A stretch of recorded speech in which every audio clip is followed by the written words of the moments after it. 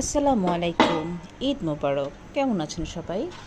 মাত্র তো কোরবানি ঈদ শেষ হয়ে গেল, আর এটা ছিল আমার ঈদের দিনের প্রথম বেলার স্পেশাল মাংস ভুনা। ঈদের প্রথম মাংসটা, প্রথম ডেকের এই রান্নাটা কিন্তু চমৎকার হয়, তাই না? সব বাসাতেই আমরা কিন্তু এটা খুব আয়োজন করেই খাই।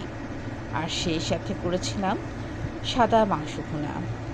এই গরুর মাংসের সাদা ভুনাটা কিন্তু চমৎকার লাগে খেতে। কি যে মখমলি মাখন মাখন! আর স্বাভাবিক রুটি ছাড়া তো ঈদ জমেই না। কি চমৎকার সাদা সাদা সব রুটি বানিয়েছি, দেখছেন তো? দেখলেই তো মনে হয় মাংসের ঝোল দিয়ে একদম চুবিয়ে চুবিয়ে খাই। সেই সাথে ঘরের বাচ্চাদের জন্য পোলাও তো মাস্ট। পোলাও ছাড়া কি আর ঈদ জমে? কিছু বাদাম কিশমিশ দিয়ে সুন্দর করে পোলাও রান্না করেছি। আর হ্যাঁ, last but not the least, সেমাই। সেমাই ছাড়া তো ঈদের আনন্দ কল্পনাই করা যায় না।